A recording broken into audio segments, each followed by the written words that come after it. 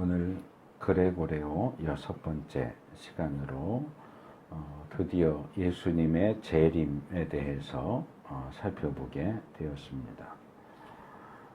오늘은 종말에 대한 내용 중에서 아마도 가장 우리의 관심을 끄는 몇 가지 주제들을 다루게 될 것이기 때문에 흥미로울 수도 있지만 또 반면에 일반적으로 많이 알려져 있는 그것들과 관련된 내용이 어떻게 잘못되었는가, 성경적으로 또 신학적으로 뭐가 문제고 그 주제에 대한 올바른 가르침이 무엇인가 하는 것을 말씀을 드리려고 하기 때문에 조금 어려우실 수 있습니다. 그래서 그런 점을 좀 감안하시면서 말씀을 들으시면 좋겠습니다.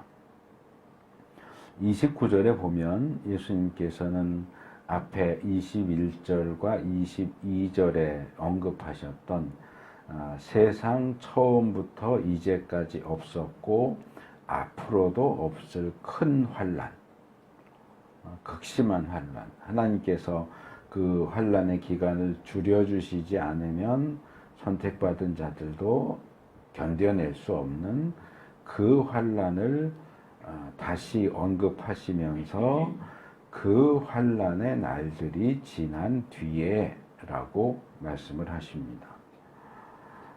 그래서 그 본문을 다룰 때는 제가 이 내용을 말씀드리지 않았지만 여기에 이제 그 환난들이 지난 뒤에 라고 말씀하시기 때문에 관련된 주제를 나누려고 합니다.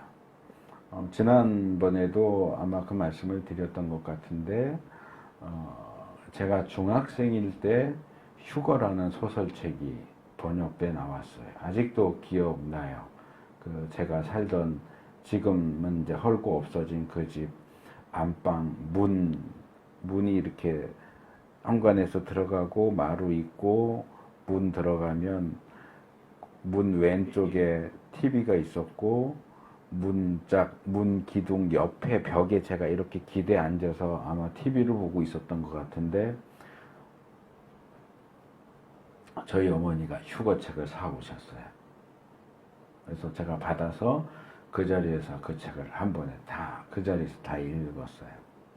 그래서 그 어간에 그 책이 이제 한국에 발간이 되면서 이 한국 교회가 전체적으로 휴거 열풍에 빠졌습니다. 제가 84학번이니까 321 80년도 정확히 80년도에 했는지 그 몇 년 전이었는지 모르겠는데 제가 그 책을 접한 거는 80년도에 그 책을 읽었어요. 그 내용이 문학적으로 어떤지는 모르겠는데 어쨌든 이 책 제목이 휴거였고 휴거되지 못하고 지상에 남은 사람들이 얼마나 극심한 환난을 겪어야 하는가 하는 그런 주제를 상당히 인상 깊게 다뤘기 때문에 그 책을 읽는 사람은 저뿐만 아니라 누구나 다 내가 휴거되지 못하면 어떡하지? 예수님 오실 때 진짜 신자만 휴거된다고 그랬는데 내가 휴거되지 못하면 어떡하지? 내가 휴거되지 못하고 지상에 남아서 7년 대환란을 당하게 되면 어떡하지? 하는 어떤 아주 극심한 공포를 느끼게 했고 과연 나는 휴거될 자격이 있을까? 자신의 그 신앙과 구원을 다시금 고민하게 만드는 긍정적이라고 할 수 있는 그런 영향력을 끼쳤던 것으로 기억을 합니다. 이제 지금 생각을 해보면 우리가 당할 수도 있는 극심한 환난에 대해서 공포를 느끼는 것 자체는 잘못된 건 아니에요. 근데 공포 때문에 신앙을 다시 생각하고 공포 때문에 구원 문제를 다시 점검하고 하는 것은 100% 정상은 아니다. 건전한 방식은 아니다. 왜냐하면 우리의 신앙과 구원의 주된 동기가 공포여서는 안 되거든요. 물론 어떤 측면에서는 우리가 천국 가기 위해서 믿지만 지옥 가지 않으려고 믿는 것도 중요하죠. 그러니까 천국 가는 것에 강조를 둔 믿음이라고 하는 걸 놓고 천국 가기 위해서를 강조를 하느냐, 지옥 안 가려고를 강조하느냐에 따라서 그 사람의 어떤 신앙 양태나 특징을 규정 지을 수 있을 텐데, 지옥 가지 않으려고 믿는 사람, 환난을 당하지 않으려고 믿는 사람은 아무래도 뭔가 소극적이고 또 뭔가 이렇게 눈치 보는 그러한 신앙 생활을 할 수밖에 없고, 그런 점에서 보자면 환난과 지옥 때문에 믿는다, 그게 주된 동기가 되어서 예수님을 믿는다라고 하는 것은 몸통이 꼬리를 흔드는 게 아니고 분명히 몸통에 달려있는 꼬리예요. 지옥도 꼬리고 환난도 꼬리인데 몸통이 꼬리를 흔들어야 되는데 꼬리가 몸통을 흔드는 격이 돼요. 그래서 어느 것이 더 주된 것이고 어느 것이 더 중요한가, 무엇이 우리의 신앙을 색깔 지어주느냐, 특징 지어주느냐 하는 것은 굉장히 중요한데, 그런 점에서 어떤 부정적인 측면, 지옥, 고통, 환난 때문에 예수님을 믿고 구원을 생각한다 하는 점에서는 조금 뭔가 2% 부족한 어떤 그런 관점이다라고 말할 수 있고, 또 제가 중학생일 때는 몰랐지만 이제 나중에 신학을 공부하면서 알게 된 것은, 이 휴거라고 하는 책이 그 책에서 제시하고 있는 종말의 모습, 종말에 대한 가르침은 이단이라고 하기는 조금 그렇지만 성경을 해석하는 데 있어서 상당히 문제가 있는 세대주의 종말론을 기본으로 하고 있다는 겁니다.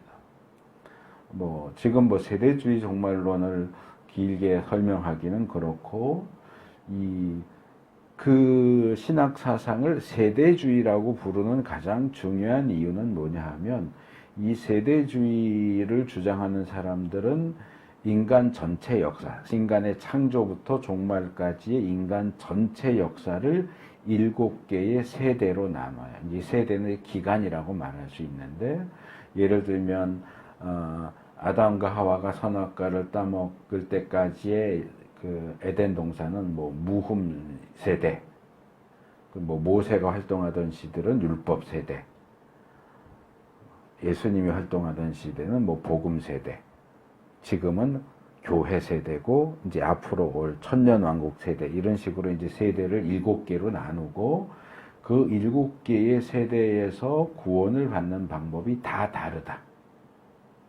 우리가 알고 있는 것은 구원받는 방법은 유일해요. 하나밖에 없어요. 예수님을 믿는 것밖에 없는데, 이 사람들은 7개의 세대에서 구원받는 방법은 다 다르다. 예를 들면 아담과 하와의 경우는 선악과를 따먹지 않는 것이 구원받는 방법이고, 모세 시대는 율법을 지키는 것이 구원받는 방법이고, 이런 식으로 7개의 세대가 구원받는 방법이 각각 다 다르다고 주장을 합니다. 특별히 종말론 부분과 관련해서 얘기하자면, 이 세대주의 종말론은 이 종말을 이 아이들 학교에서 수업 시간표 짜듯이 종말 시간표를 짜요. 그래서 1교시에는 예를 들면 예수님이 재림하시고 공중재림하시고 휴거되고 7년 대환란 있고, 그 후에 또 예수님이 지상재림하시고 천년왕국 있고 백보자 심판 있고, 이런 식으로 아주 꽉 짜인 종말 시간표를 만드는데, 그 중에서 이제 오늘 우리가 생각할 주제하고 밀접한 관련이 있는 것만 말씀을 드리자면, 기본적으로 예수님이 재림을 2번 하신다고 얘기해요. 이건 이중재림이라고 그래요. 예수님이 재림을 2번 하신다. 그리고 그들 사이에서도 주장이 좀 엇갈리는데, 7년 대환란이 시작되는 시점, 이라고 주장하는 사람도 있고 7년 대환란을 전 3년 반, 후 3년 반으로 나누거든요. 그래서 전 3년 반이 끝나고 후 3년 반이 시작되는 시점, 그러니까 7년 대환란이 중간이죠. 정중앙에. 그래서 7년 대환란이 시작되는 시점 또는 더 극심한 후 3년 반이 시작되는 시점에 예수님이 재림을 하시는데 이 땅으로 재림을 하시는 게 아니라 공중에 재림을 하신다. 그리고 공중으로 재림하실 때 이 땅에 있는 참 신자들을 불러 모으시는데 그게 휴거다. 그래서 참 신자들을 불러 모으시고 믿음 안에서 죽었던 사람들은 부활하고 살아있던 참 신자들은 휴거가 되어서 공중에서 예수님을 영접을 한 뒤에 그 7년 기간 또는 3년 반 기간 동안 공중에서 혼인잔치를 한다는 거예요. 그래서 구원받은 백성이 공중 재림하신 예수님과 공중에서 어린 양 혼인잔치를 하는 기간 동안 지상에서는 7년 대환란 또는 극심한 3년 반의 환란이 행해지고 그 7년 기간이 끝나면 그때서야 예수님 공중에 7년 동안 계시던 예수님이 지상 재림, 두 번째 재림을 하시는 거예요. 두 번째 지상 재림을 하시고 이제 다시 이제 지상에서 환란 받으면서 정화된 백성들도 불러 모으시고 이제 심판하시고 천년왕국 이렇게 들어간다.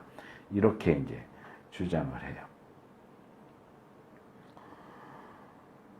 그래서 이제 요 내용에 대해서 우리가 좀 하나씩 생각을 해볼 건데 세 가지 문제를 다룰 겁니다.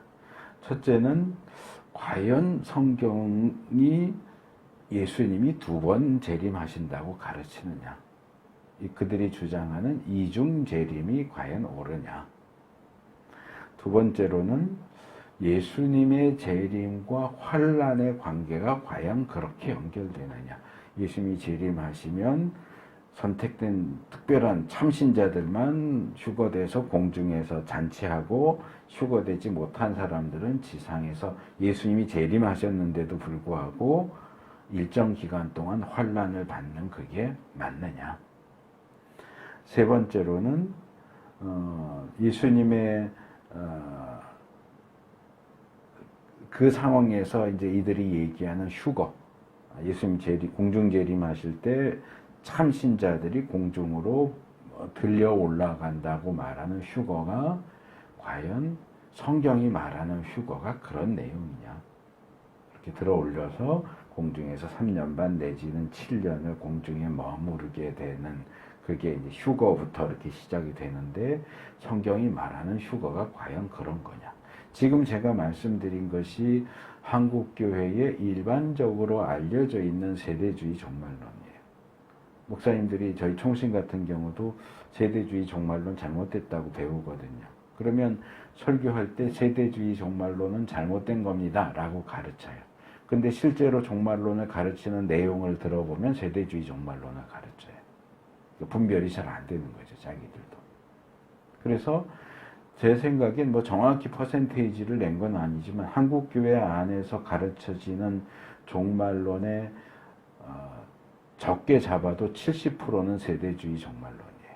일반 성도들이 알고 있는 종말이 어떻게 된다더라. 그게 지금 제가 말씀드린 그런 방식이고 공중 재림하시고 휴거되고 어린 양 혼인잔치 지상에선 7년 대환란 공중 재림, 지상 재림, 천년왕국 이게 일반적으로 성도들이 가지고 있는 종말에 대한 어떤 이해 내지는 상식인데 그게 세대주의 종말론이라고 잘못된 세대주의 종말론이에요. 그래서 이 세 가지 문제와 관련해서 뭐가 문제고 뭐가 잘못인가 하는 것을 말씀을 드리려고 합니다. 첫 번째로 이거는 뭐 단순해요. 예수님의 재림과 관련해서 본문과 그리고 성경 전반적인 가르침은 이중 재림을 가르치지 않습니다. 예수님 두 번 재림하시지 않고 한 번 오시는데 오늘 본문 29절에 있는 것처럼 그 환란의 날들이 지난 뒤에 한 번 오십니다. 공중으로 오시는 게 아니고 지상으로 오십니다. 그게 성경이 가르치는 예수님의 재림에 대한 내용입니다. 그러니까 뭐 공중재림 그런 거 얘기하면 이미 그 주장은 틀린 주장인 거예요.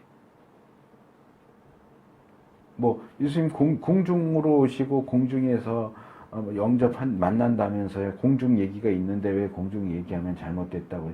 그거는 제가 이제 차근차근 설명을 할 거니까 기다리시면 다 내용이 나옵니다. 두 번째로, 그래서 예수님의 재림이 그 큰 환란이 다 끝난 뒤에 한번 오시는 것이기 때문에 예수님의 재림과 큰 환란 간의 어떤 관계와 순서가 자연스럽게 정리가 돼요. 그러니까 환란은 재림 전이에요. 예수님은 환란 뒤에 오세요. 예수님이 재림하셨는데 환란을 받는 일은 일어나지 않아요. 순서가 그렇단 말이에요. 제가 여기 예배당에 들어오려면 문을 열고 들어와서 문을 닫아요. 근데 들어와서 다시 문을 열지 않아요. 들어와서는 문을 닫죠. 들어오기 전에 문을 여는 거고 들어왔으면 문을 닫아요. 근데 들어와서 문을 연다라고 말하는 거랑 똑같은 거예요. 예수님이 재림하셨는데 휴거되지 못하는 사람은 환난을 당한다는 것은 방에 들어왔는데 문을 다시 연다. 다시 나가려면 열겠지만 이미 들어왔는데 왜 문을 또 열겠어요? 열려있는 문을 닫아야죠. 그래서 환난, 재림 이렇게 돼 있지 재림, 환난 이건 순서가 잘못됐다는 얘기예요. 그렇기 때문에 휴거를 통해서 예수님이 재림하신 이후에도 휴거를 통해서 큰 환난 당하는 것을 피할 수 있다. 휴거되지 못하면 환난을 당해야 된다 하는 주장 역시 잘못된 겁니다. 우리가 이 마태복음 24장을 지금 5번째 살펴보고 있는데 그동안 우리가 살펴본 본문을 좀 주의 깊게 잘 보시면 이때 구원받는 참신자들을 예수님이 지금 너희라고 부르신단 말이에요. 근데 너희라고 부르시는 참신자들은요, 정말 말세의 징조, 첫 번째 징조가 뭐라고 그랬어요? 전쟁, 기근, 지진이라고 그랬어요. 곳곳에서 전쟁과 기근과 지진에 대한 소문을 들을 것인데 두려워하지 마라. 이것은 시작일 뿐이다. 그랬죠. 시작일 뿐이다. 이게 말세의 징조의 시작이에요. 전쟁, 기근, 지진이요. 전쟁, 기근, 지진이 시작할 때부터 큰 환란을 거쳐서 예수님이 재림하실 때까지 너희라고 불리는 참신자들은 계속 지상에 있어요. 위치 이동을 하지 않는단 말이에요. 그래서 6절, 9절, 15절, 20절, 23절, 25절, 32절 계속 너희가 나와요. 본문을 잘 보시면. 그러니까 그런 것들을 주목해서 보지 않으시면 그냥 쑥쑥 넘어갈 수 있는데 요 점에 초점을 맞춰서 예수님이 너희라고 말씀하시는 참신자가 어디에 있는지 위치를 잘 파악을 하셔야 돼요. 계속 지상에 있어요.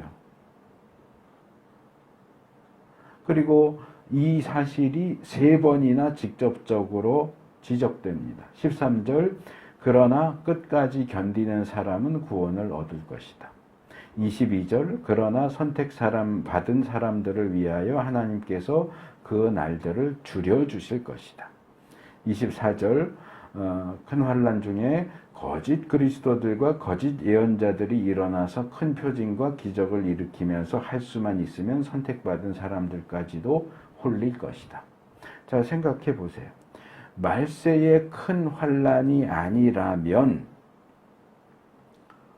참신자가 뭘 끝까지 견뎌서 구원을 받을까요? 큰 환난 말고 작은 환난이요? 극심한 환난 말고 가벼운 환난, 너는 큰 환난은 겪을 필요 없고 가벼운 환난만 끝까지 겪으면 구원받아. 그 얘기일까요? 아니죠.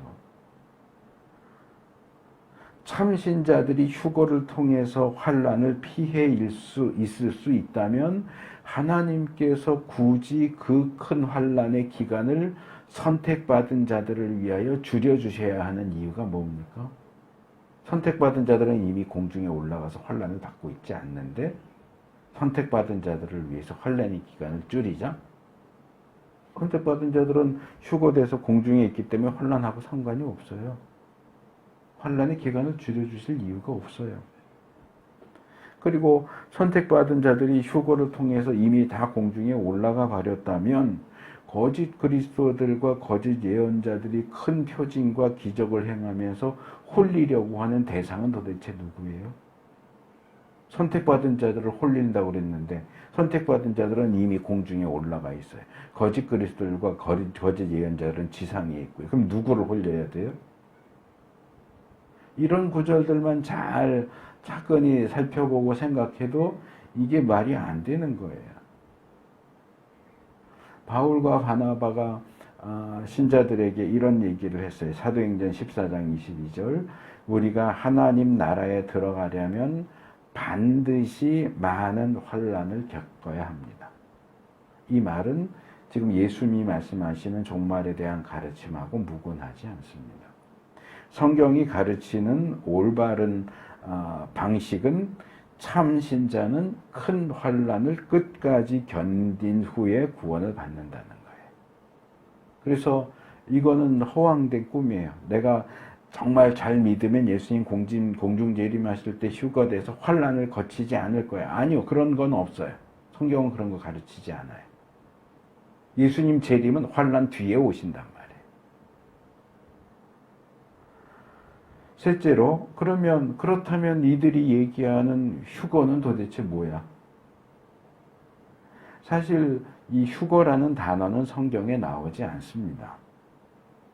이 단어는 어디서 나오냐 하면 데살로니가 전서 4장 17절에 이제 그 구절은 앞에 16절 17절하고 같이 봐야 되는데 이제 16절은 예수님이 어떻게 재림하시느냐가 나오고 재림하시면서 주 안에서 죽은 자들 믿음의 사람들인데 이미 예수님 재림 전에 죽은 사람들이 부활한다 하는 내용이 16절이고요.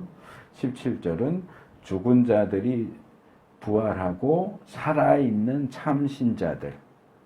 그래서 그 다음에 살아남아 있는 우리가 그들과 함께 부활한 그들과 함께 구름 속으로 이끌려 올라가서 공중에서 주님을 영접할 것입니다. 이리하여 우리가 항상 주님과 함께 있을 것입니다. 바울이 이렇게 얘기하거든요. 재림과 관련해서. 근데 이 구절 중에 이끌려 올라가서라는 부분이 있죠. 이끌려 올라가서가 이제 헬라어로 하르파조라고 하는 단어인데 이 하르파조는 잡아챈다. 잡아챈다, 낚아챈다, 낚시할 때 이렇게 고기가 저기를 바늘을 물면 확 잡아채는 거 생각하시면 돼요. 아니면은 이 영화적인 그림인데 하늘에서 이렇게 엄청난 큰 손이 나타나갖고 어떤 특정한 어떤 사람을 확 낚아채는 그런 잡아채는 그런 모습. 그래서 잡아챈다, 낚아챈다, 끌어당긴다, 붙잡는다 그런 뜻이에요. 그래서 이것을 영어로 뭐라고 번역을 했냐면 랩처라고 번역을 했어요. 랩처. 이 랩처라는 명사는 원래 황홀경이란 뜻이 엑스타시하고 같은 뜻을 가진 단어인데 이걸 이제 이 헬라어 하르파조를 랩처라고 번역을 하면서 신학적으로 특별한 의미를 부여하는 거죠. 뭐냐 하면 예수님이 공중재림하실 때 참신자들이 하늘로 끌어올려지는 것, 사건, 그 상황을 랩처라고 부르기로 하자. 그걸 이제 한글로 번역하면서 한문, 한자로 가질휴에 들 것. 하나님이 이렇게 잡아가지고 들어가신다 하는 뜻에서 원래 없는 단어죠. 원래 없는 단어를 신조어로 휴거라고 번역을 하면서 이제 휴거라는 단어가 이 교회 안에 또는 신학 안, 종말론 안에 들어오게 된 겁니다. 근데 뭐 삼위일체라든지 뭐 예정론 이런 단어도 성경에 나오지 않아요. 성경에 그 개념은 나오죠. 신학적인 개념은 나오지만 하나님이 너희를 미리 정하셨다 이런 표현은 나오지만 예정론 이런 단어는 나오지 않아요.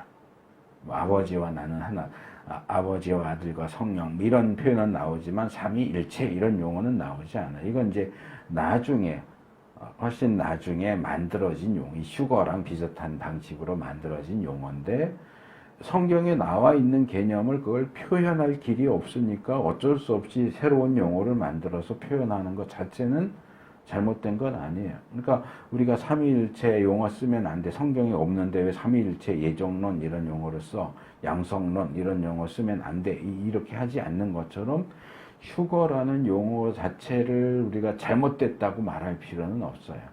어떤 특정한 개념을 좀 더 쉽게 이해할 수 있도록 도와주는 단어, 신조어니까 그냥 휴거는 뭐 그런 걸 얘기하는 게 휴거구나라는 정도로 이해하고 넘어가도 문제될 건 없습니다. 문제는 이 본문에서 특별히 세대주의자들이 이 본문에서 휴거라는 어떤 개념과 용어를 이끌어내면서도 정작 본문 내용을 제대로 이해하지 못했다고 하는 겁니다.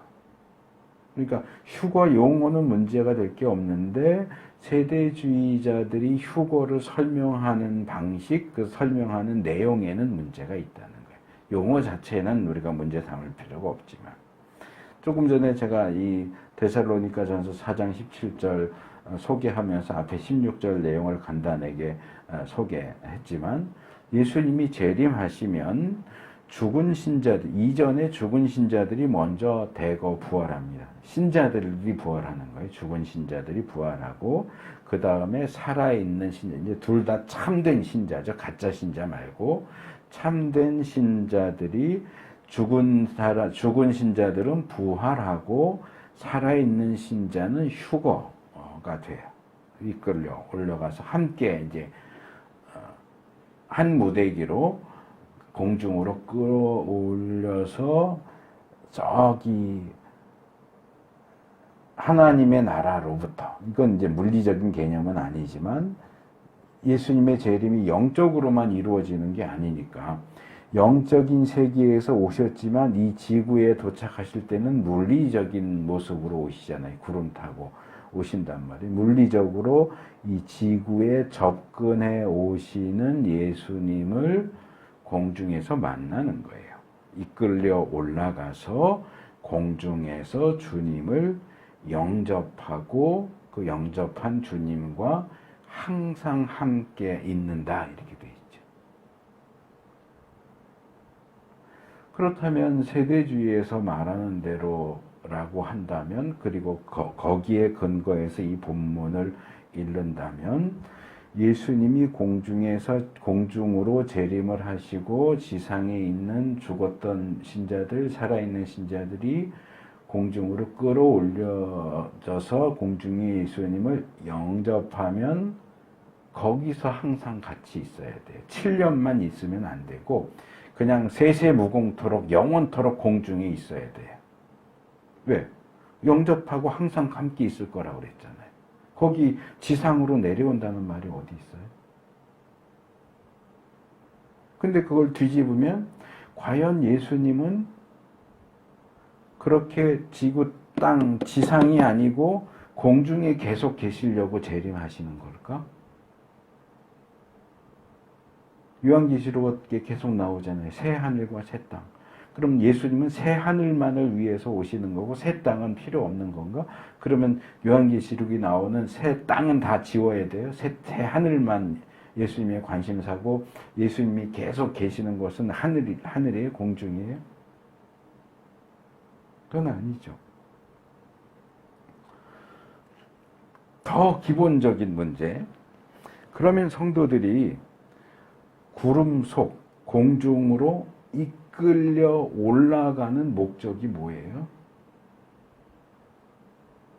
1차적으로는 재림하시는 주님을 공중에서 영접하기 위해서요. 영접하기 위해서. 1차적으로는 영접하기, 만나기 위해서고 2차적으로는 그래서 예수님과 항상 함께 있기 위해서요. 만나서 함께 있으려고 끌어올려져 가는 거예요. 근데 여기 세대주의는 이끌려 올라간다에만 이렇게 팍 꽂혀가지고 이제 휴거를 자꾸 주장하는데 휴거보다 더 중요한 단어가 있어요. 뭐냐면 영접한다는 거예요. 이끌러 올라가서 예수님을 영접하고 함께 있는다라고 할 때 영접한다. 아판테시스라고 하는 이 단어는 마주친다, 만난다 이런 뜻이에요. 이 단어가 헬라어 본문에서 문장에서 어떤 뜻으로 사용되느냐 하면 이런 거예요. 자, 내가 이 도시의 영주예요.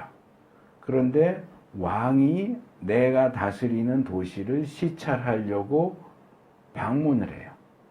그러면 영주가 왕이 오는데 그 영주 성 안에 자기 자리에 앉아서 왕이 오는 거 기다려요? 어떻게 해요? 나가죠. 성 바깥으로 나가죠. 왕이 오니까. 왕의 행차가 오는데 성문 바로 앞이라고 해도 성 바깥으로 나가서 쫙 신하들 줄 세워놓고 뭐 카페트 깔아놓고 의자 갖다 놓고 서서 기다리죠. 왕이 오는 거. 그리고 성 밖에서 왕을 영접하는 겁니다. 이럴 때 사용하는 단어예요. 그러면 그렇게 성 밖에서 왕을 영접하면 그 성 밖에 그냥 계속 있습니까? 아니에요. 영접하는 것은 만나서 성 안으로 모시고 들어와서 차도 마시고 음식도 먹고 서로 대화하고 교제하기 위해서 만나는 거지 성 밖에서 만나서 성 밖에 계속 머물려고 영접하는 게 아니란 말이에요. 그러니까 이게 헬라어 문장에서도 이런 상황에서 영접하러 나간다는 얘기는 영접하러 나가서 영접한 장소에서 계속 죽치고 앉아 있는다는 뜻이 아니고 만나서 집으로 성으로 인도해 드린다. 그런 목적을 가진 단어란 말이에요. 그러면 뭐예요? 예수님이 재림하시는데 성도들이 죽은 성도들은 부활하고 살아있던 성도들은 휴거돼서 공중으로 예수님을 영접하러 나가요. 왜요? 말 그대로 영접하러 나가는 거예요. 그럼 영접한 다음에 뭐 해요? 내려오는 거예요, 지상으로. 공중에서 7년 동안, 3년 반 동안 있는 게 아니고요. 영접해서 내려오는 거예요. 그게 예수님이 오시는 한 번의 재림이에요. 공중의 재림에서 7년 동안 거기서 잔치하다가 7년 지나면 지상으로 다시 2번 내려오시는 게 아니고 한 번 오시는 주님을 공중에서 만나서 같이 지상으로 내려오는 그 상황이란 말이에요. 근데 그걸 제대로 이해하지 못하고 오해해서 공중에서 만난다, 공중에서 같이 있는다 그랬으니까 공중에서 최소한 3년 반, 길면 7년 동안 어린 양 혼인잔치를 공중에서 하고 그 7년 기간이 7년 대환란 기간하고 맞아 떨어지니까 공중에서는 7년 동안 어린 양 혼인잔치, 지상에선 7년 대환란, 그래서 공중으로 한 번 재림, 7년 후에 지상으로 한 번 더 재림. 이중재. 이거는 말 그대로 소설이에요. 성경을 제대로 이해하고 해석한 가르침이 아니란 말이에요. 근데 뭔가 더 드라마틱하잖아요. 뭔가 재미있고 뭔가 더 흥미롭고 뭔가 서스펜스가 있고 뭔가 그렇잖아요. 그냥 와서 뭐 만났는데 내려왔다 이거 말고 와서 위에서는 잔치하고 밑에서는 막 정말 아귀다툼하면서 대환란이 있고 이게 뭔가 더 극적이잖아요. 근데 이게 드라마틱하냐 서스펜스하냐 이게 중요한 게 아니고 성경이 그려주고 있는 그림이 뭐냐가 더 중요하잖아요. 그래서 그 환란의 날들이 지난 뒤에야 예수님이 재림하신단 말이에요. 환란까지 다 끝났어요. 전쟁, 기근, 지진으로 시작해가지고 거짓 그리스도, 거짓 예언자들, 가증한 징조, 큰 환란, 또 가장 마지막에 등장할 거짓 그리스도들, 거짓 예언자들, 이거 다 끝난 다음에 예수님이 재림하세요. 그 뒤로는 환란이 없어요, 더. 그래서 이제 다 끝났어. 이제 예수님 이제 곧 오실 거야라고 하는 예비적인 징조. 이제 요거는 신학에서 그런 표현을 쓰는지 모르겠는데 일단 제가 붙여봤어요. 왜냐하면 이 30절에 본격적인 징조가 나오거든요. 예수님이 재림하실 때 예수님의 재림과 함께 나타나는 징조가 있기 때문에 이건 이제 제가 그냥 사용하는 표현이에요. 그러니까 30절에 나오는 것은 본격적인 징조, 여기 29절에 나오는 것은 예비적인 징조. 제가 이렇게 호칭을 붙였어요. 그 예비적인 징조가 뭐냐? 해는 어두워지고 달은 그 빛을 잃고 별들은 하늘에서 떨어지고 하늘의 세력들은 흔들린다. 네 가지예요. 해, 달, 별, 그 다음에 하늘의 세력, 요거는 이제 우주 전체를 가리키는 것 같아요. 우주 전체가 흔들린다. 그런데 이 흔들린다라고 번역된 이 단어는 원래 이 출렁인다. 바다 물결이 출렁인다라고 할 때 쓰이는 표현이니까 온 우주가 마치 바다에 떠 있는 배 또는 바다 물결처럼 출렁인단 말이에요. 해가 어두워지고 달이 빛을 잃고 별이 하늘에서 떨어지고 우주가 출렁인다. 이게 예비적인 징조예요. 이제 세 번역의 각주를 보시면 이 본문의 요 표현은 구약에 나오는 이사야 13장 10절과 34장 4절 내용과 관련이 있다. 뭐 설명은 안 나오고 그냥 구절만 떨렁 해놨죠. 이사야 13장 10, 3, 4, 4 이렇게만 되어 있는데 찾아보면 이사야 13장 10절은 하늘의 별들과 그 성자들이 빛을 내지 못하며 해가 떠도 어둡고 달 또한 그 빛을 비치지 못할 것이다. 조금 표현이 다른데 어쨌든 같은 얘기를 하는 거예요. 34장 4절에는 해와 달과 별들이 떨어져서 가루가 되고 하늘은 마치 두루마리처럼 말릴 것이다. 포도나무의 잎이 말라 떨어지듯이 무화과 나무의 잎이 말라 떨어지듯이 하늘에 있는 별들이 떨어질 것이다. 그러니까 이 표현을 가져다가 쓴 거다 이 말이에요.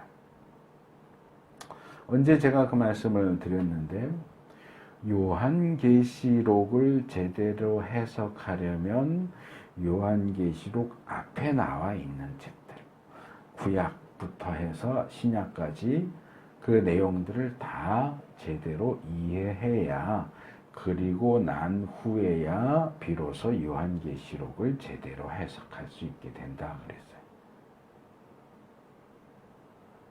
구약도 모르고 신약도 모르는데 무턱대고 나 요한계시록부터 해석할 거야.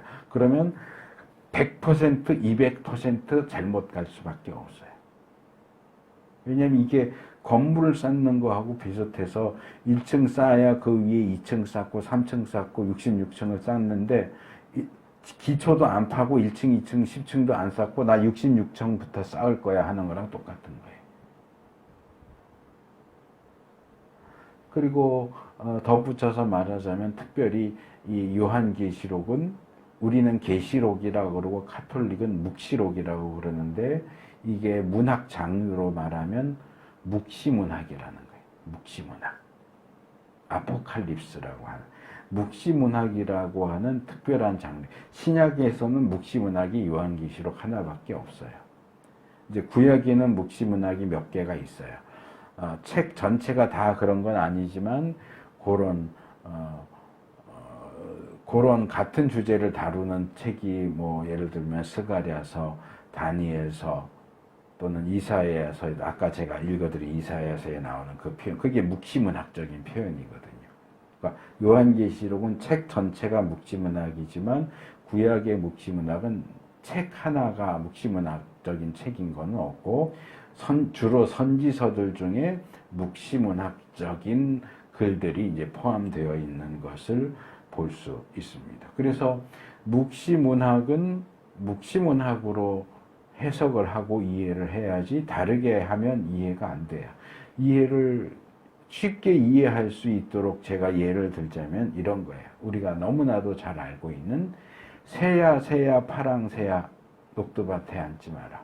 녹두꽃이 떨어지면 청포장수 울고 간다. 이게 무슨 얘기예요? 겉으로 보면 새, 녹두꽃, 청포장수에 대한 얘기예요. 근데 우리는 어려서부터 이 내용을 알기 때문에 이게 새와 녹두꽃과 청포장수 얘기가 아니라는 걸 알아요. 뭐예요? 일본 순서, 전봉준, 동학혁명에 대한 노래예요. 그렇죠? 근데 배경을 모르는 외국 사람한테 이 노래를 읽어주고 이 시를 읽어주고 이게 뭐에 대한 내용인 것 같냐? 그러면 동학혁명 얘기하는 사람이 있을까요? 파랑새, 녹두꽃, 청포장수 얘기하지 당연히. 일제강점기이기 때문에 드러내놓고 동학혁명 전봉준을 얘기할 수가 없으니까 이걸 비틀어서 얘기를 하는 거예요.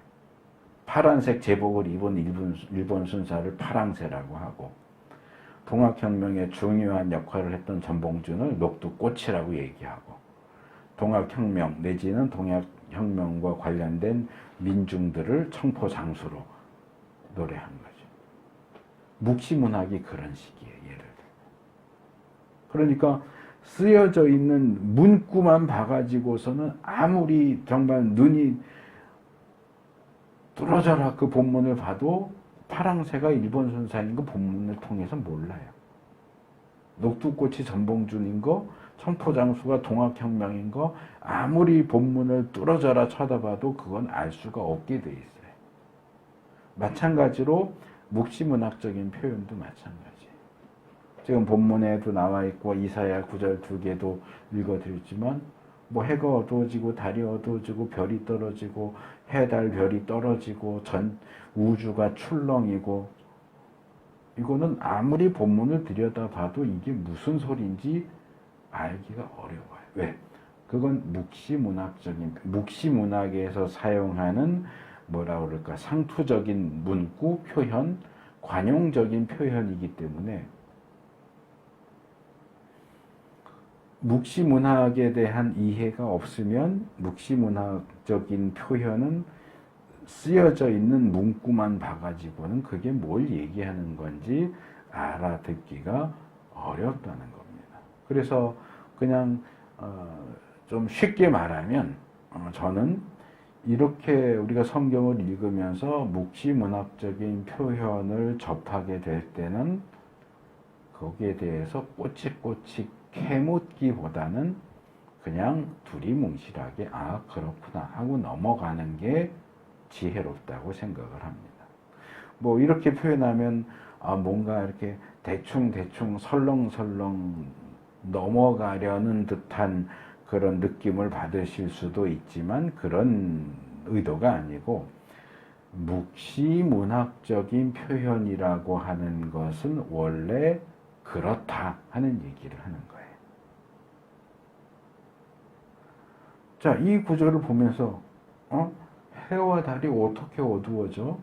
별이 지구에 떨어지면 별똥별도 아니고 별이 떨어지면 지구가 박살날 텐데 우주가 어떻게 바다 물결처럼 출렁거려? 이러고 따지는 것은 본문을 이해하는데 도움이 하나도 되지 않는다는 얘기예요. 그냥 단순하게 이렇게 받아들이면 두리뭉실하기라는 게 이런 얘기예요. 우주가 천체가 우리가 평상시에 보던 우주 천체하고 다르다. 굉장히 이상하다. 그 정도만 이해해도 80점이에요. 다르게 말하면 지상만 큰 환란, 대환란으로 난리가 아니고 우주도 천체도 난리가 났다. 이 정도로만 이해하면 돼요. 그 이상은 이건 이제 전문가들이 연구할 부분이고 일반 성도들은 그 정도로만 받아들여도 제가 볼 때는 충분해요. 우리가 자고 일어나면 하늘이 파랗게 있고 밤에는 별이 반짝이고 달이 반짝이고 이게 정상적인 하늘의 모습인데 아침이 일어났는데도 깜깜해. 아침인데도 깜깜해. 해가 분명히 떠 있는데 달처럼 흐릿해. 달도 밤이 됐는데 달이 떴는데 저게 달인지 뭔지 알 수 없게 거무스름하고 별도 예전에 있었던 자리에 있지 않고 별 위치도 다 이상하고 하늘이 뭔가 울렁울렁하고 그거 얘기하는 거예요. 하늘이 이상하다는 거예요. 우주가 이상하다. 이게 예수님 재림의 예비적인 징조라고요. 그러니까 우리가 하늘을 봐서 하늘이 이상한데 평소 같지 않고 뭔가 되게 불길해 보이고 불안해 보이고 불안정해 보이고 막 하늘이 무너져 내릴 것 같고 그러면 예수님 오실 때가 가까웠다는 거예요. 다르게 말해 예수님 오실 때가 가까우면 하늘부터가 심상치가 않다. 이 얘기를 하는 겁니다. 그러니까 제가 이전에도 여러 차례 지적을 했지만 이런 예비적인 징조에다가 이제 말씀드리려고 하는 본격적인 본격적인 징조가 있고 그리고 예수님이 모두가 볼 수 있도록 재림을 하시니까 예수님이 재림을 하신다면 아무도 모를 수가 없다 그러는 거예요. 예수님이 비밀리에 재림하셔서 골방에 있어 광야에 있어 이거 다 거짓말이라고 그랬잖아요. 예수님이 재림을 하셨다면 모를 수가 없어요. 이 세상에 있는 모든 사람이 예수님이 재림하신 것을 알도록 재림하신다고요. 그 중에 하나가 이 예비적인 우주 천체에 나타나는 예비적인 징조고요.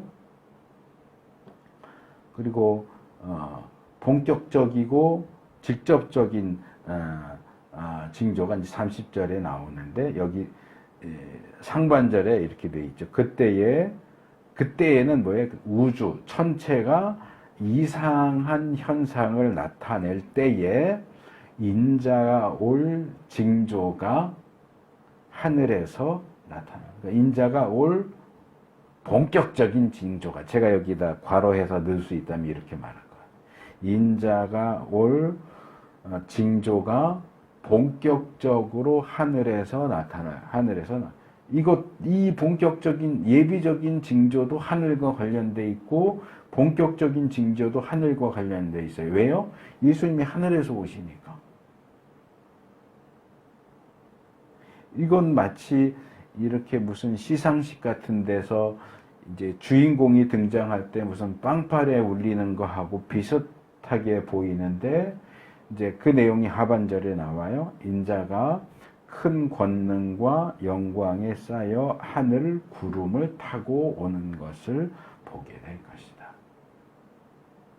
예수님께서 큰 영광, 큰 권능에 둘러싸여서 그러니까 영화 같은 데 보면 가끔 그런 거 나오잖아요. 이렇게 막 몸에서 빛이 나 번쩍번쩍하는 뭐 그런 장면인지는 알 수 없지만 어쨌든 예수님이 큰 영광, 큰 권능에 쌓여서 하늘에 있는 구름은 구름인데 하늘에 있는 구름이에요.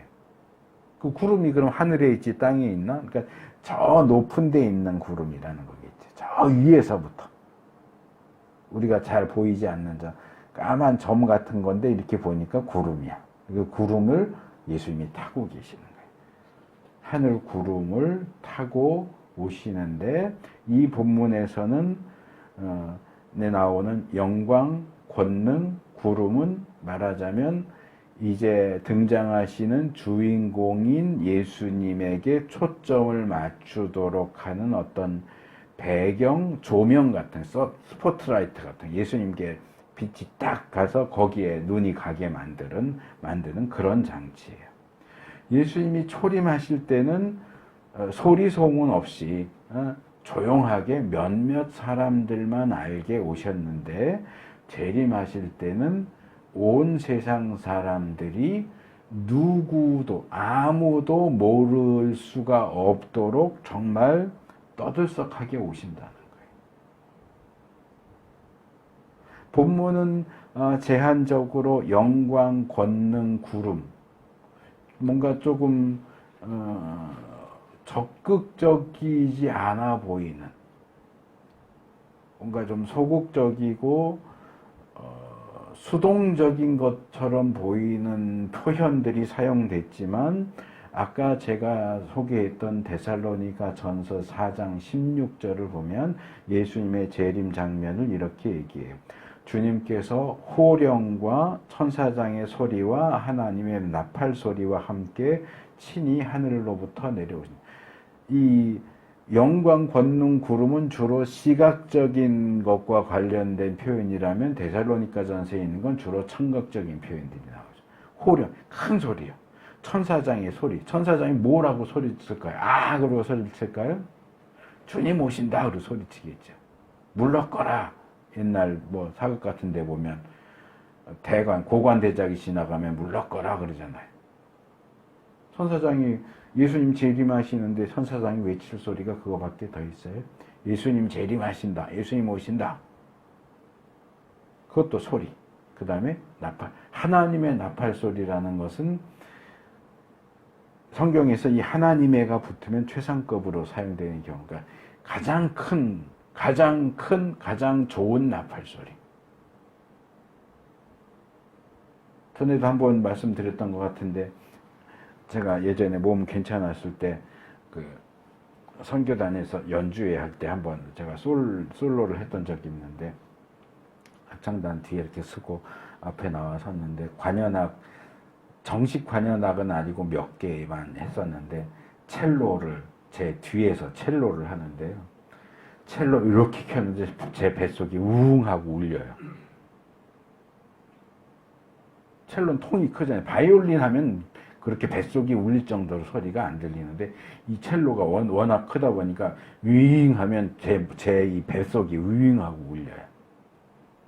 그런 것처럼 나팔, 그냥 조금 삐삐삐삐 하는 그런 나팔, 애들 장난감 나팔 말고 정말 첼로만큼 큰 나팔 뭉 하고 불면 얼마나 소리가 크겠어요. 호령과 천사장의 소리와 하나님의 나팔 소리와 함께. 그러니까 시각적으로도 안 볼 수가 없는 거고, 청각적으로도 관심이 안 갈 수가 없도록 그렇게 오시는 거예요. 그래서 이 지구상에 있는 사람은 뭐 지구 반대편이라서 여긴 낮이고 여긴 밤인데 그런 거 다 소용없고, 지구상에 있는 모든 사람들은 예수님이 재림하시는 순간 모두가 예수님에게 주목하지 않을 수 없는 그런 상황이 만들어지는 거예요. 그들이 예수님의 재림을 고대했던, 부인했던 이 세상에 존재하는 모든 사람들을 예수님의 재림의 현장 앞에 갖다 놓는 거예요. 근데 이 30절 중반절을 보면 상반절, 하반절은 예수님 재림의 직접적인, 본격적인 징조를 다루고 있는데, 그 중간에 사람들의 반응을 제시하고 있어요. 예수님의 재림에 직면한 땅에 있는 모든 민족이 어떻게 반응하느냐를 소개하는데, 그들이 가슴을 친대. 가슴을 친다. 근데 제가 이 본문을 읽으면서, 여러분들은 느꼈는지 모르겠는데 저는 이 본문을 읽으면서 뭔가 좀 이상한데, 뭔가 좀 불길한데 하는 느낌을 받았어요. 그래서 제가 이 본문을 땅에 있는 모든 민족이라고 되어 있는 헬라어 원문을 찾아봤어요. 하이, 필라이, 테스, 게스 이렇게. 하이는 정관사고요. 복수 정관사고요. 필라이가 민족들이에요. 그러니까 그 민족들. 테스도 정관사고요. 게스는 지구를 가리켜요. 땅을 가리켜요. 그 땅에 그 민족들, 이제 직역하면 그래요. 그 땅에, 그 지구의 모든 그 민족. 여기 이제 땅에 있는 모든 민족 그랬지만 모든이라는 표현은 없고, 그 땅에, 그 지구의 그 민족들 이렇게 돼 있어요. 그 땅에, 지구에 있는 모든 민족들은 과연 불신자들만 가리킬까? 땅에 불신자들만 사는 거 아니잖아요. 신자들과 불신자들이 섞여서 사는데, 이 땅에 있는 모든 민족이라는 이 표현이 불신자들만 지칭하는 게 아니고 신자들도 지칭하는 것처럼 보여요. 그건 뭐 꼭 저만의 주관적인 생각은 아니고 본문을 헬라어 원문을 봐도 그래요. 그래서 세상에 있는 모든 민족, 모든 사람이 저기 하늘에서 구름 타고 오시는 영광과 권능과 호령과 큰 나팔과 물러거라 하는 천사장의 소리와 함께 시각적이고 청각적인 모든 것 속에서 하늘 저기 끝에서부터 점점 지구로 가까이 다가오시는 주님을 멀리서 보면서, 이 멀리서는 제가 일부러 붙인 건데 31절에 나오는 선택된 사람들을 소집한다는 내용 때문에 제가 일부러 멀리서라고 얘기하는 거예요. 멀리서 재림하시는 예수님을 멀리서 보면서 가슴을 친대. 예전에 개역은 이것을 통곡한다라고 번역했어요. 가슴을 치는 거하고 통곡한다는 비슷하지만 똑같지 않은데 할 수 있는데, 여기에 해당되는 헬라어가 이제 코토라고 하는 단어인데, 이건 찍는다, 슬퍼서 가슴을 친다, 쳐내린다, 한숨 짓다, 슬퍼하다, 애곡하다, 이런 뜻이 종합적으로 들어가 있기 때문에 양쪽 번역이 다 맞는 겁니다. 그러니까 슬퍼서 가슴을 치는 거야. 멀쩡한 젊은 자식이 죽으면 어머니가 가슴을 치잖아요.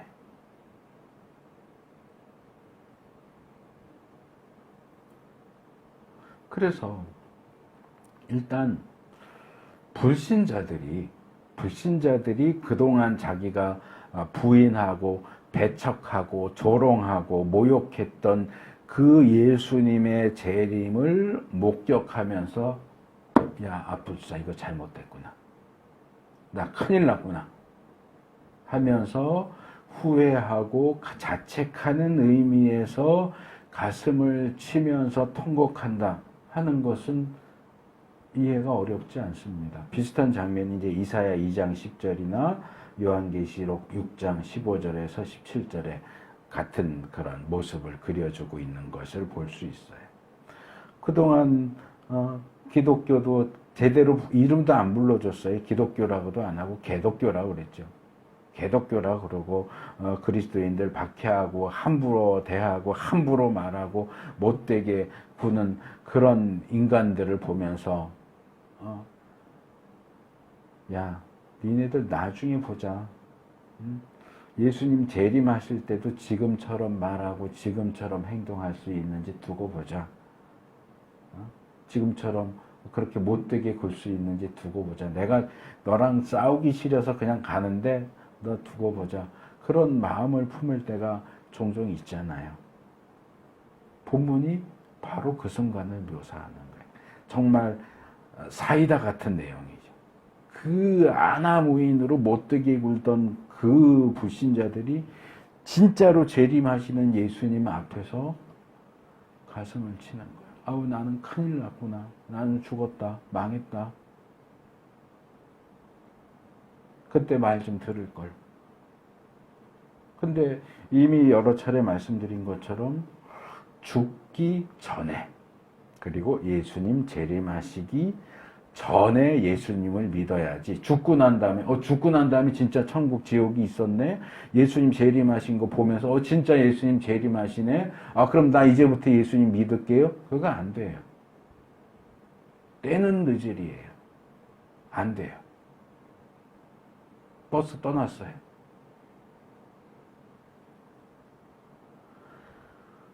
그래서 제가 이 설교를 준비하면서 요 문제, 여기 이 땅의 모든 민족이라는 게 불신자만을 얘기하는 것 같지가 않은데 신자도 포함되는 것 같은데 해서 그 문제를 좀 해답을 얻고 싶어서 제가 찾을 수 있는 주석들을 한 7, 8개를 다 뒤져봤어요. 근데 이 문제를 다루는 주석이 없어요. 뭐 더 찾아보면 나올지 모르겠는데 제가 현재 구할 수 있는 내용만 놓고 말씀을 드리자면 그 문제를 다루고 있는 주석이 없어요. 세 개를 소개하려고 하는데 두 개가 뭐라고 설명을 하고 있느냐 하면 여기에 사용하고 있는 아까 제가 소개했잖아요. 필레라는 해달, 민족이라고 되어 있는 필레라고 하는 요 단어가 구약 히브리어 성경을 헬라어로 번역한 70인경, 제가 여러 차례 소개했던 내용인데요. 70인경에서 유대 민족을 가리킬 때 사용하는 표현이래요. 그러니까 그냥 모든 민족 그랬으니까 모든 민족을 다 포함하겠지만 특별히 70인역에서는 이 필레라고 하는 단어를 유대 민족을 가리킬 때 사용했던 표현이기 때문에 이 표현에는 유대인들이 포함된다. 그래서 유대인들이 예수님 죽였잖아요. 예수님 반대했죠. 자기들이 예수님을 죽였는데 자기들이 죽인 예수님이 영광 중에 재림을 하는 걸 보니까 아유 우리가 불신자들이랑 마찬가지야. 아유 우리가 괜히 예수님 죽였네. 예수님 믿는다고 할 걸. 슬픔과 자책으로 유대인들이 가슴을 친다는 얘기다. 이렇게 설명해 놓은 게 있고 또 하나는 이건 좀 제가 볼 때도 엉뚱해 보이는데 이 가슴을 친다라고 하는 표현을 스가랴서 12장 10절에서 14절 내용과 연결시키면서 재림하시는 예수님을 보면서 유대인들이 회개한다는 얘기다. 가슴을 치면서 통회자복하면서 회개한다는 얘기다. 라고 설명해 놓은 주석이 있는데 이미 제가 불신자들과 관련해서 말씀을 드렸지만 그동안 박해하던 예수님 재림하시면서 불신자들이 가슴을 치는 거나 그동안 박해했던 예수님의 재림을 보고 유대인들이 가슴을 치는 거나 제가 볼 땐 큰 차이 없어요. 그리고 예수님 재림하시는 거 보면 나 이제부터 예수님 믿을게요. 그거 안 된다고 그랬잖아요.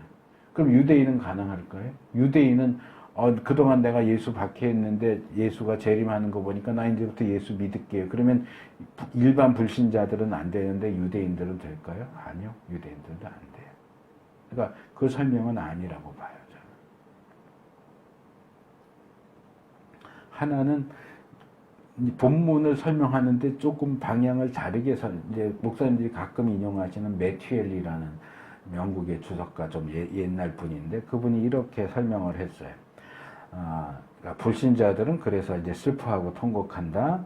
반면 택함을 입은 남은 백성들은 자신의 구원자와 함께 구원이 다가옴을 알기 때문에 기쁨으로 고개를 들게 될 것이다. 이렇게 설명을 했어요. 그러니까 여기는 가슴을 치는 거에 대한 설명이 아니고 기쁨에 대한 설명이 나와 있는데 이 구절을 읽으면서 매튜엘리가 자기 주석에서 이걸 직접적으로 언급하진 않았는데 저는 어떤 인상을 받았냐 하면 그러니까 말하자면 인사이트를 얻은 거죠. 이렇게 볼 수도 있겠다. 예수님 재림하시는데 불신자들도 가슴을 치고요. 신자들도 가슴을 쳐요. 그러니까 겉으로 볼 때는 가슴을 치는 똑같은 행동을 하는데 의미가 다를 수 있다. 사람이 언제 울어요? 슬플 때만 울어요? 기쁠 때도 울잖아요.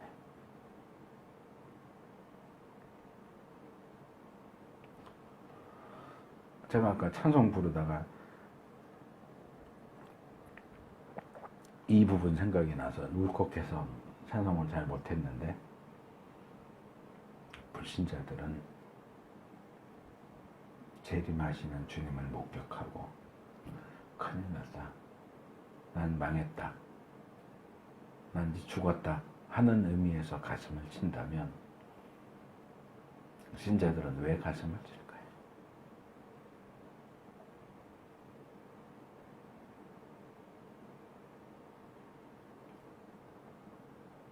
예수님 드디어 오셨군요.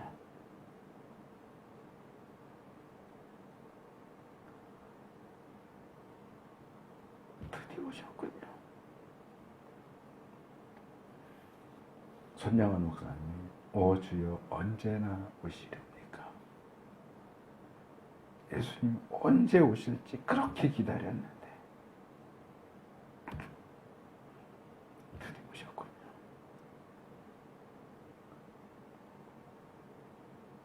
너무 좋아서 감격해서 가슴을 치면서 주님을 환영하는 모습일 수도 있겠다 하는 생각이 들었어요. 그래서 저는 메추엘리의 그 설명을 이렇게 나름대로 해석하면서 신자들에게는 기쁨의 눈물이나 불신자에게는 후회의 눈물이지만 후회의 가슴침이지만 신자들에게는 기쁨의 눈물이고 기쁨의 가슴침일 수 있겠다 하는 것을 절반 정도 받아들이면서 또 하나의 무시무시한 측면을 제시하려고 합니다. 모르셨던 부분은 아니에요. 저는 신자라고 하는 사람들 가운데도 참신자 아니에요. 앞에 이 기쁨은 참신자들에게만 해당되는 거예요. 신자, 소위 신자, 자칭 신자라고, 자칭, 타칭 신자라고 하는 사람들 가운데서도 예수님의 재림에 직면해서 낭패와 후회를 느끼는 이들이 있을 거라고 생각합니다.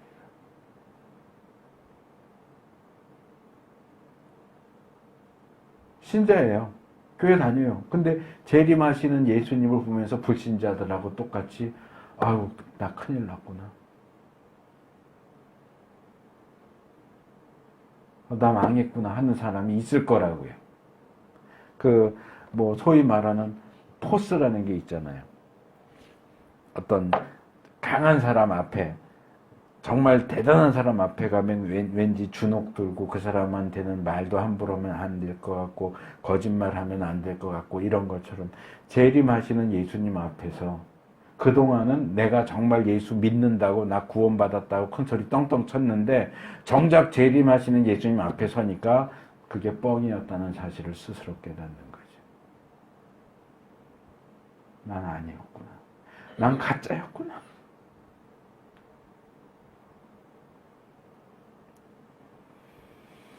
구약에도 보면 대표적으로 이사야 10장 3절에 보면 하나님이 이 땅에 강림하시는 날을 구약에서는 여호와의 날이라고 그래요. 신약에서는 이제 그리스도의 재림 날이죠. 여호와의 날을 맞이하면서 두려워하는 유대인들의 모습이 나옵니다. 복음서에 반복돼서 나온 마태복음 22장 13절, 24장 51절, 25장 30절, 누가복음 13장 28절.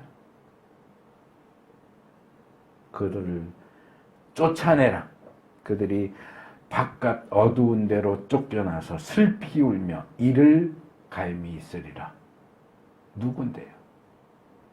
잔치에 초대된 사람들이에요.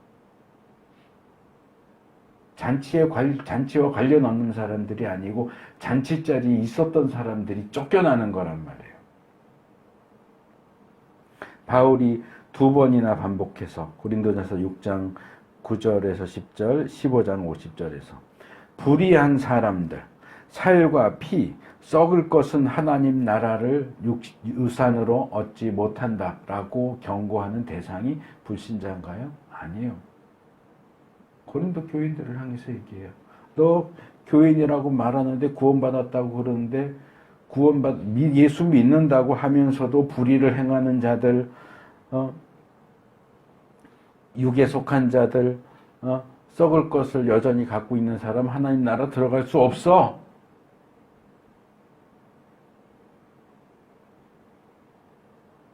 결정적으로 너무나 잘 알려진 예수님의 말씀 마태복음 7장 21절.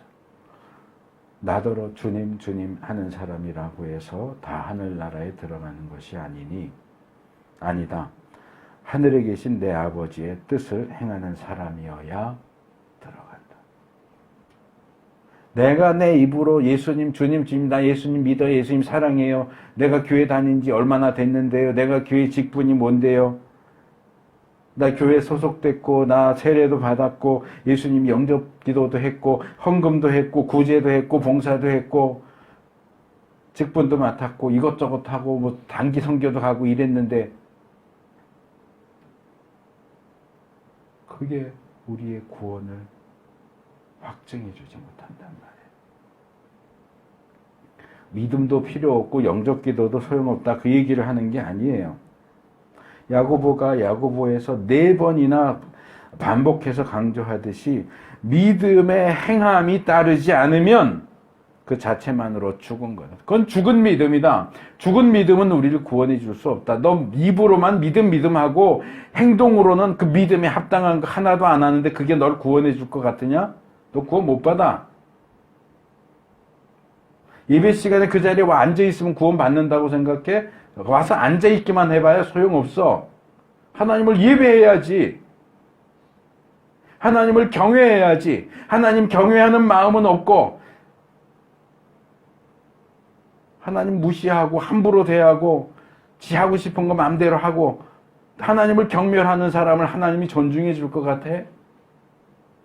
하나님은 하나님을 존중하는 자를 존중해 주시고 하나님을 경멸하는 자를 경멸하신다. 이게 사무엘서의 중심적인 주제예요. 입으로는 하나님 사랑해요. 하나님 존경해요. 그리고 행동으로는 하나님을 경멸하는 사람을 하나님이 존중해 줄 것 같아요? 구원해 줄 것 같아요?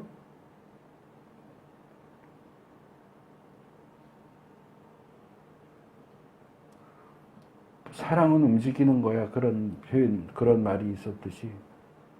근데 사랑만이 아니라 믿음도 움직이는 거예요. 믿음은 명사가 아니고 동사예요. 나 10년 전에, 수년 전에 예수님 믿었어요. 영접기도 했어요. 그리고 그건 명사죠. 지금 믿고 있냐고요. 동사 믿음으로 믿고 있냐고요. 내가 선택받은 자라고 구원받은 자라고 스스로 주장할지라도 평소에 하나님의 백성다운 모습으로 살지 않는다면, 평소에 하나님 앞에 하나님을 존중하는 모습으로 행동하지 않는다면 그런 이들에게도 예수님의 재림은 재앙이고 가슴 치면서 통곡할 대상이 될 수밖에 없다고 하는 겁니다.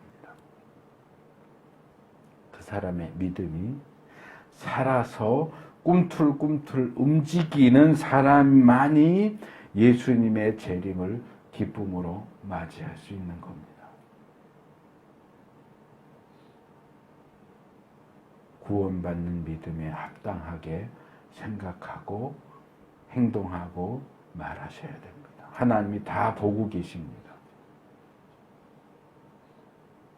저는 눈이 어두워서 이쪽은 왼쪽은 보이지도 않고 오른쪽은 안경 안 쓰면 지금 이철수 집사님 얼굴도 안 보여요. 그냥 희미하게만 보여요. 그래서 여기 앉아서 뭐 하시는지 안 보여요.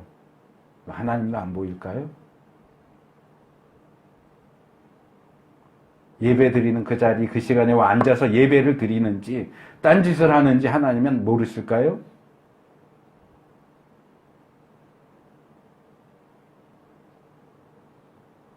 하나님을 만홀히 여기지 말라고 그랬어요. 하나님은 결코 만홀히 여김을 당하지 않으신다고 그랬어요.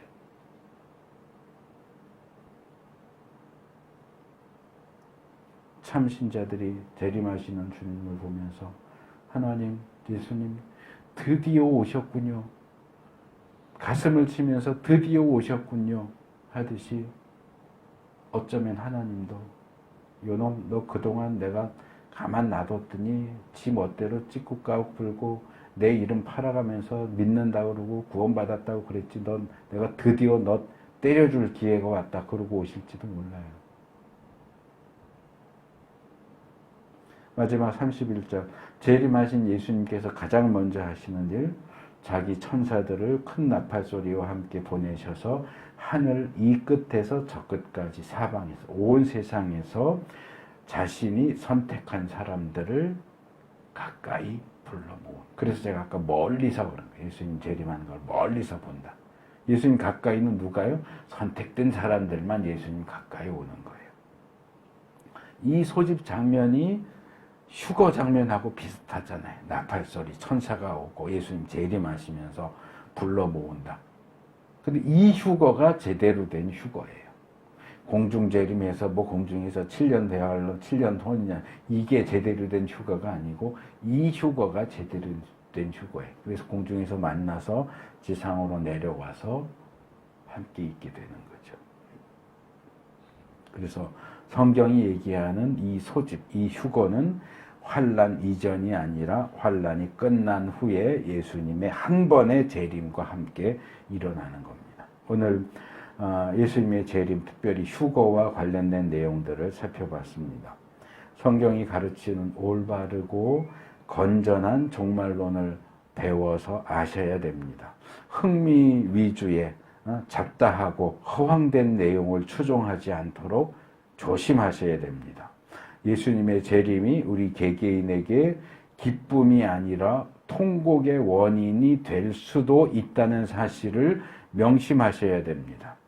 예수님의 재림이 아니라 지금 당장 여기서 내가 뭘 어떻게 하고 있느냐, 하나님을, 예수님을 어떻게 대우하고 있느냐가 그것을 결정합니다.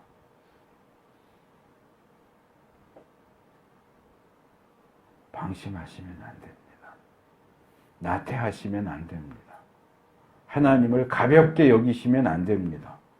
늘 정신을 바짝 차리고 주님의 재림을 기쁨으로 맞이할 수 있게 되기를 준비하셔야 됩니다.